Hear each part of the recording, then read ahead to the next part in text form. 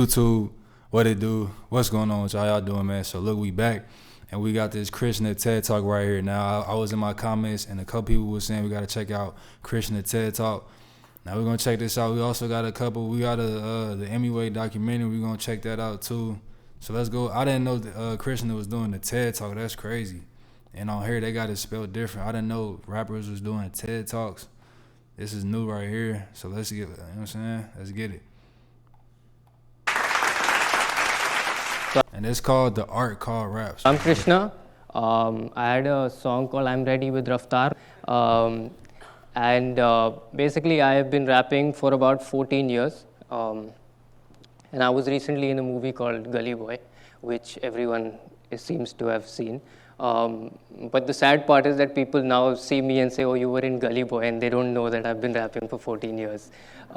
That's what Bollywood does. So basically, I'm a rapper. I've been rapping for 14 years from Delhi. And I'm going to tell you my story and the topic beyond the light bulb, light beyond the light bulb. I'm going to explain how not giving up has paid sort of dividends. But before that, students here requested me to explain to people what rap music is. And I know there's a common notion that, you know, rap is very easy and like everyone can rap because it's just rhyming a couple of words, right? So I wrote something quickly for this purpose.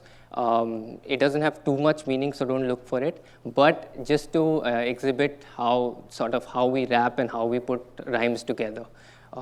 So this is something that I wrote. So I'm going to rap this out for you.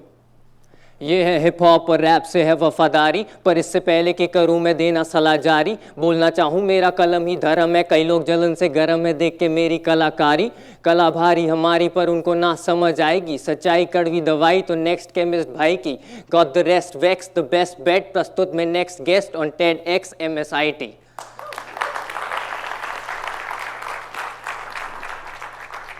So now, when you would say, okay, this is rap and it rhymes, yes.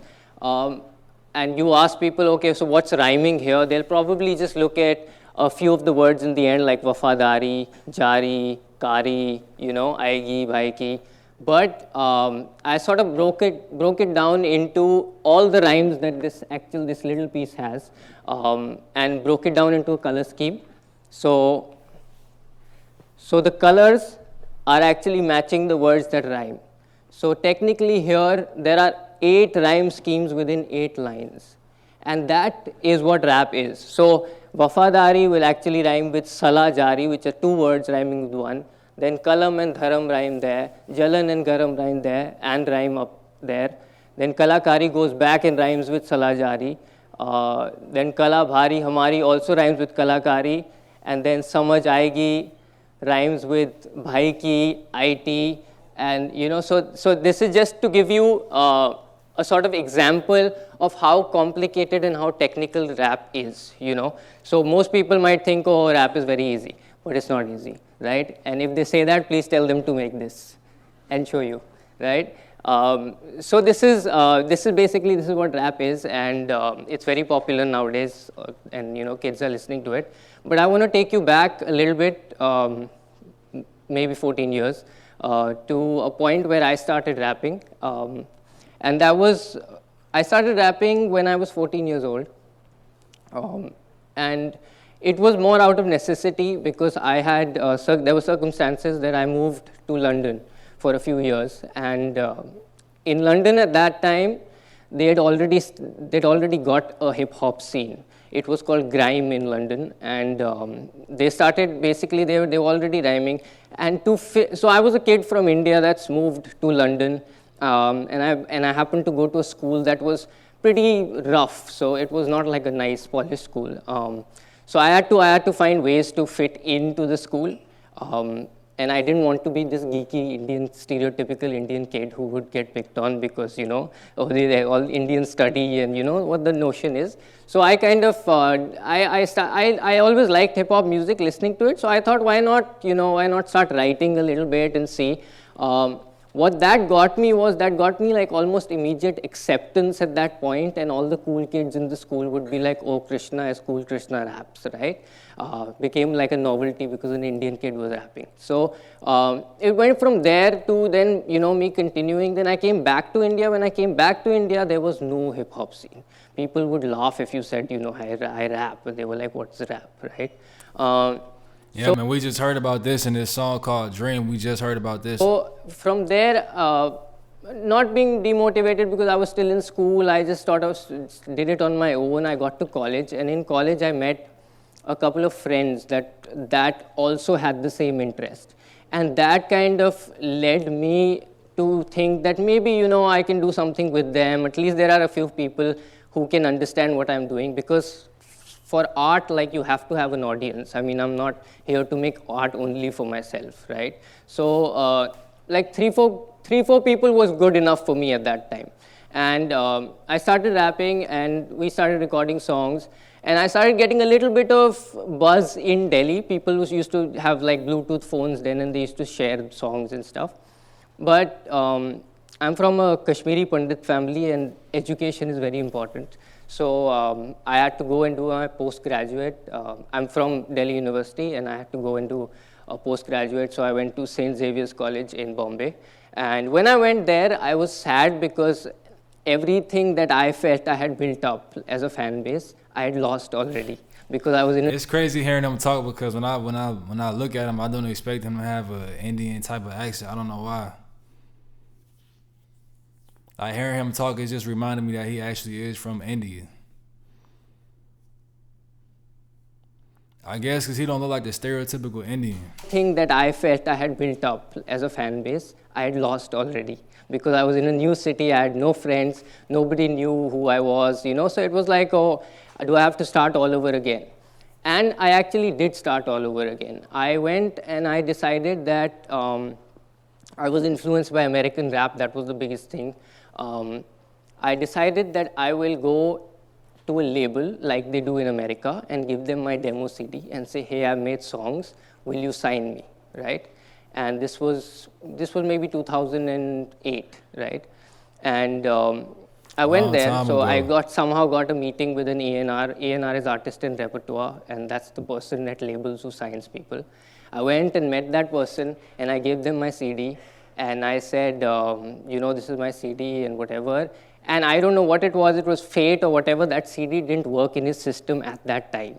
So he said, give it to me, I'll listen to it later, and I'll get back to you. And a week passed, 2 weeks passed, and he wasn't calling me back. So I thought, maybe there's something wrong. I out of desperation, called him once and said, can you just give me any answer? And he said, oh, your songs sound too international.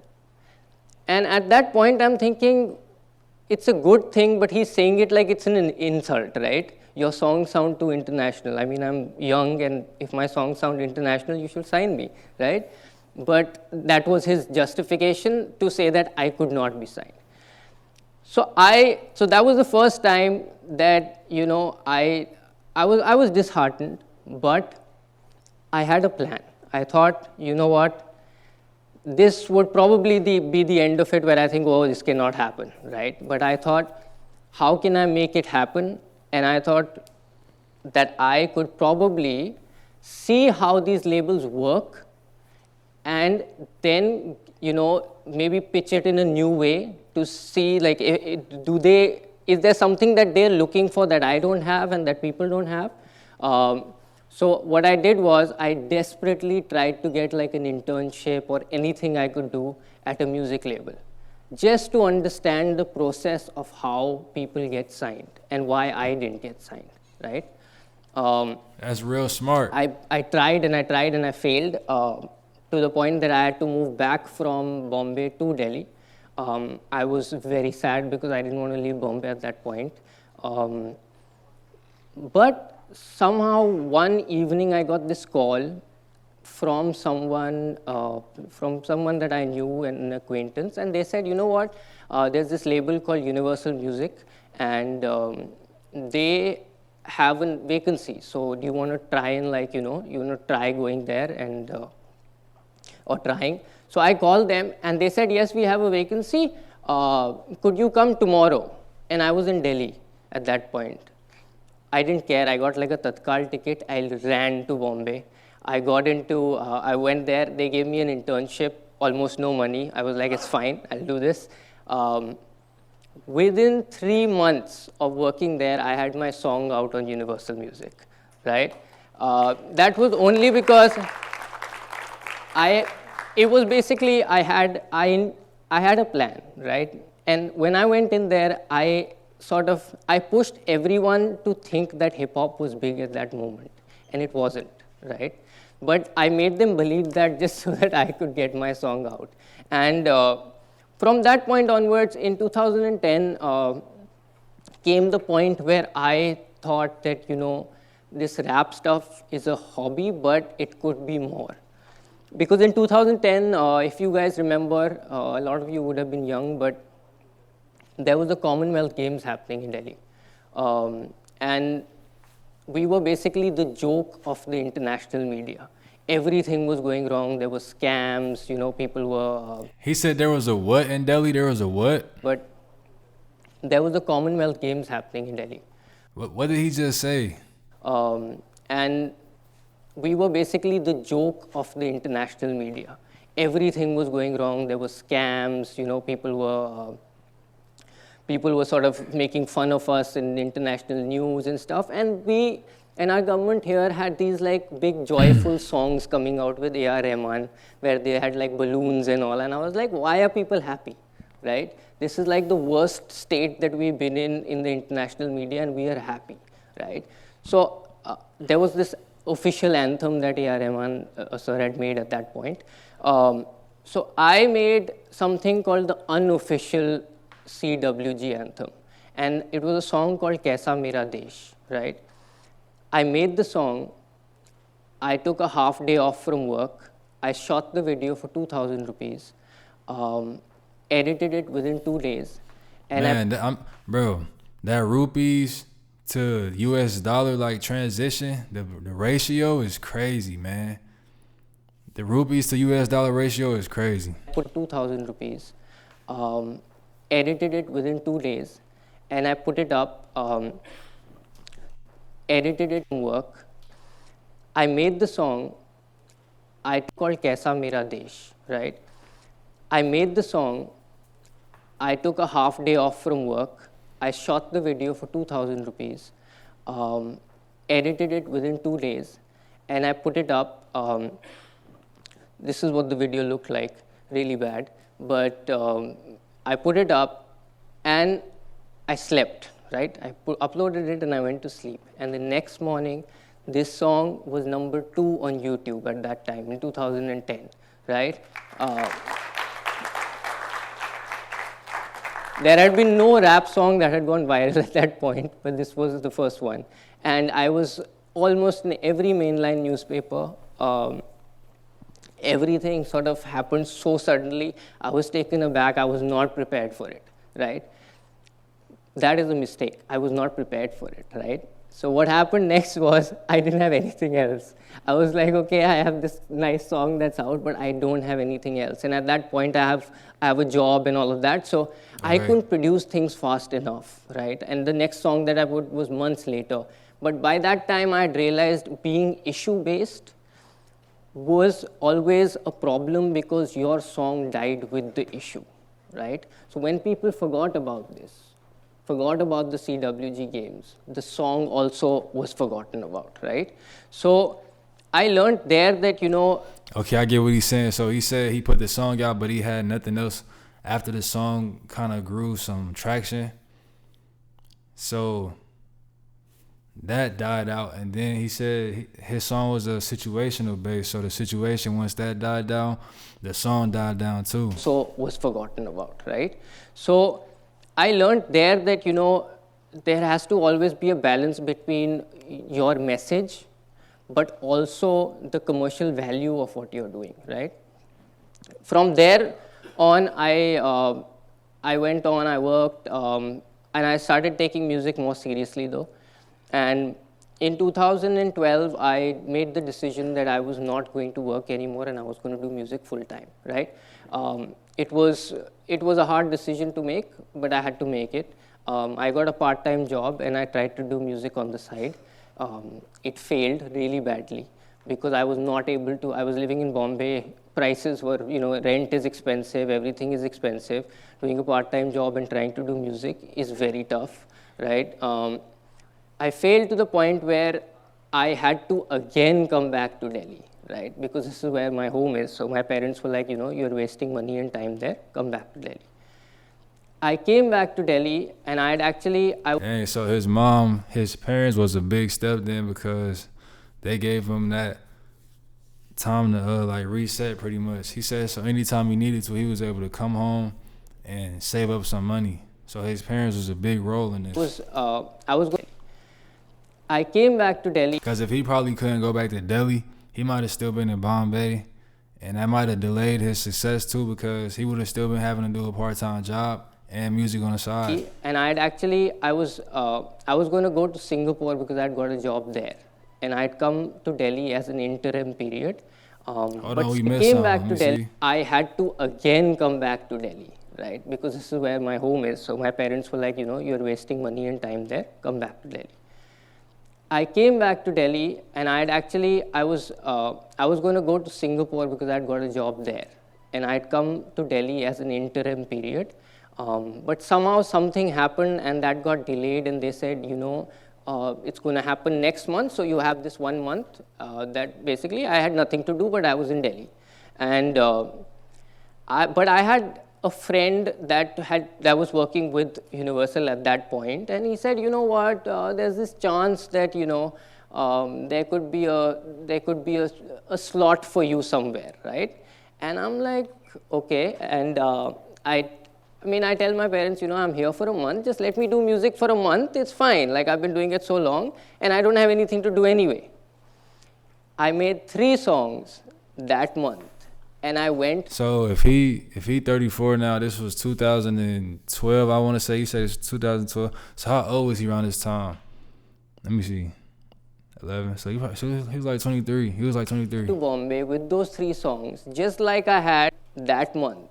And I went to Bombay with those 3 songs, just like I had in 2008. And I handed them the demo, but this time they said yes. Right? And in 2013, I got signed to Universal Music for an album. And I released that album 2014, and my song, it was a song called Last Night, and it was number 5 on VH1. And that was, at that point, made me believe that there was potential in what I was doing, right?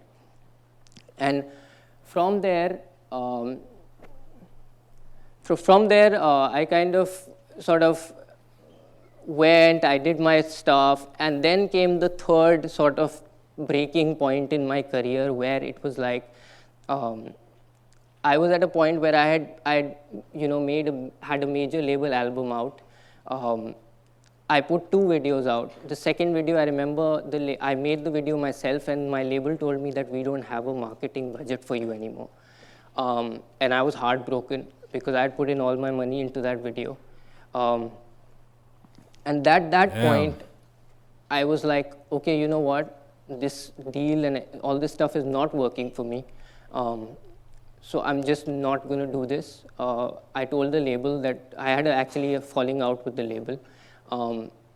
And I went back to doing a regular job after all of this, right?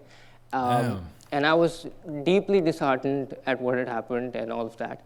But I'd also lost faith. I thought, I can't. Hey, so this right here, a pivot point right here, man. He said, this is interesting, bro. So he said he did all this work on the side, and then he had to go and get a regular job.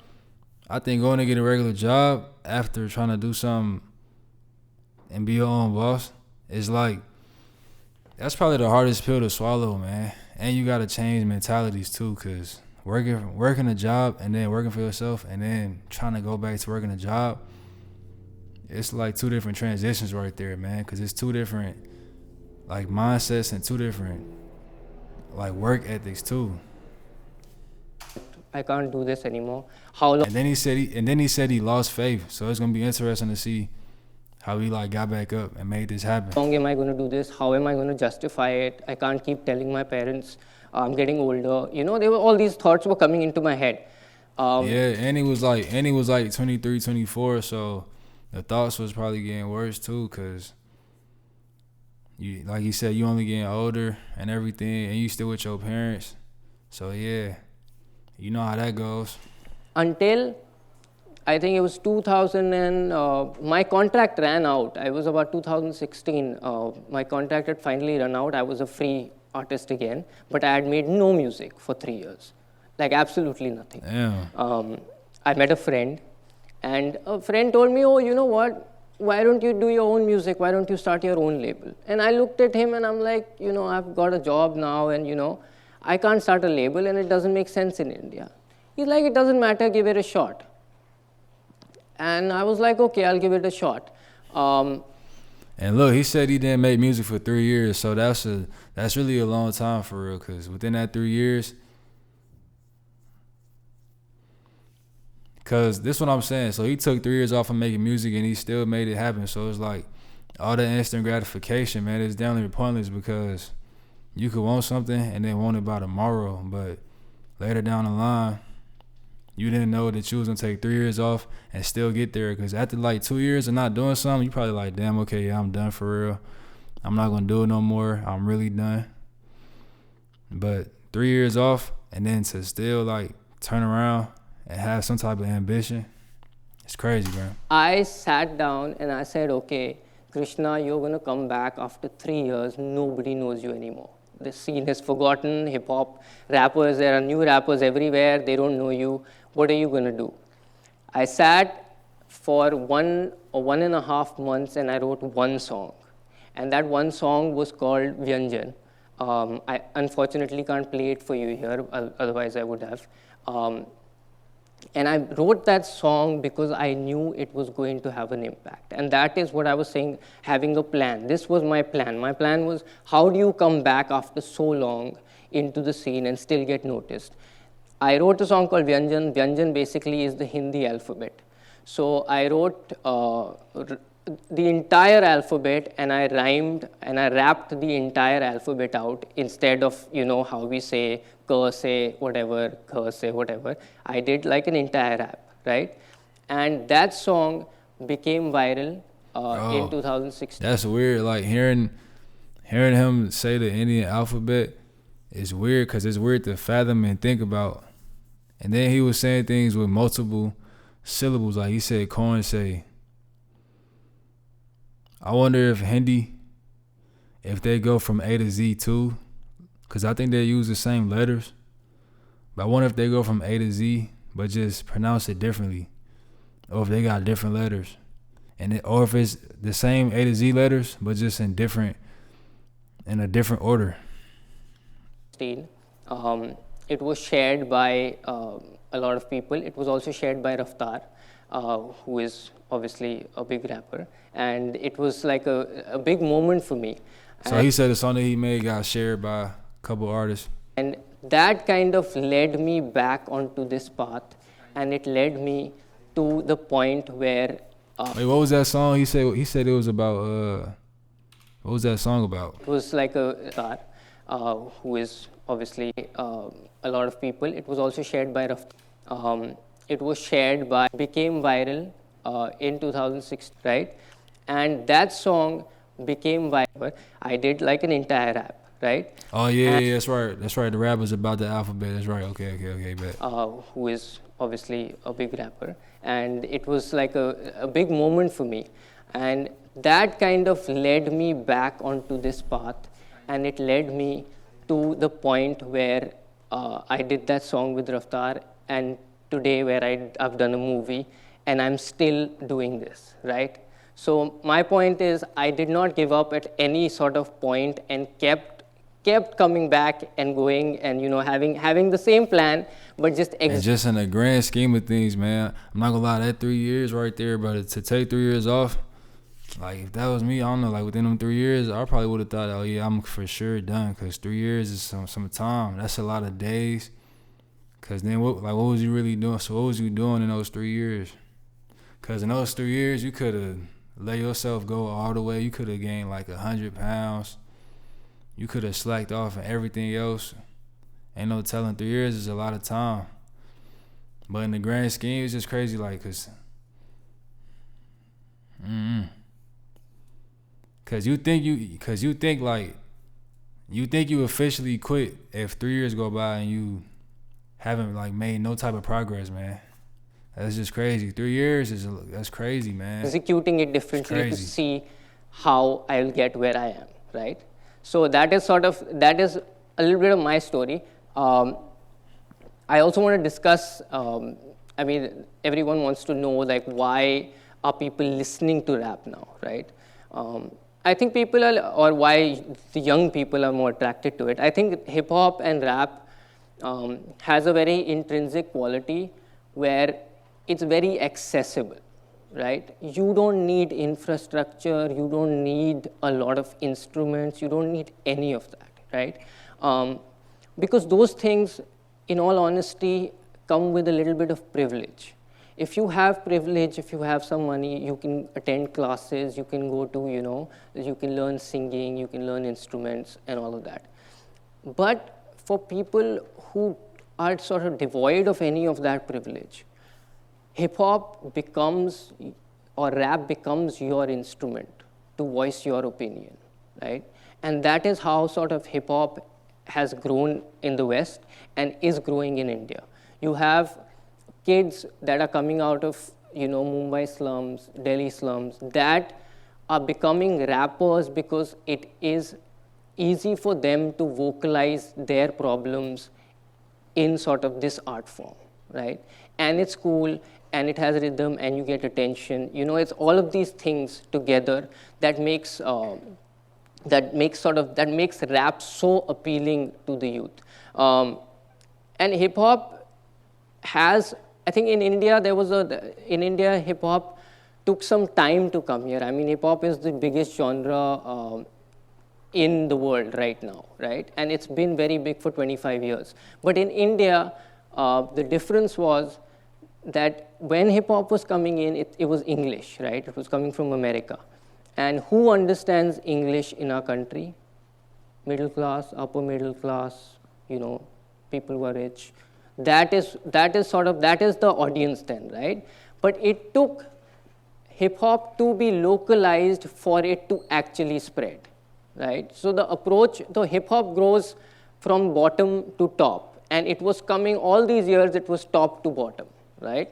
So when this entire change happened and people started sort of localizing it, that's when like kids started picking it up and saying, okay, this can be my art form, right?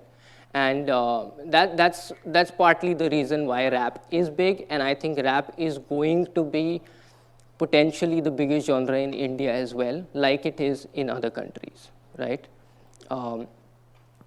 And just to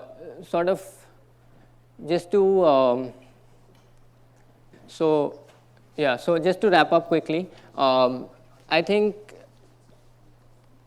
we need to now also, like as an audience, we need to embrace hip hop as well. I know a lot of older generation people think that it's not music and it's, but the point is that hip hop and rap is creating opportunities in India for young people to be artists, and I think that is super important. So that's what I'll wrap with, and thank you so much, and no pun intended on the wrap with.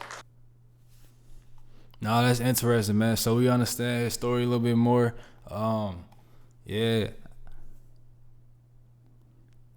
So whenever I hear people say like English is the like language of business, it makes sense because he said in India over there, only people that understand English was the one that was getting some money for real, people that was up, higher class or at least middle class, because you damn near gonna need to know English for real, man, because it's the language of business, man. So since I heard that, it kind of made me, like look at it with a different perspective. But so we understand what Krishna story was about, because we heard the Dream song, understand London.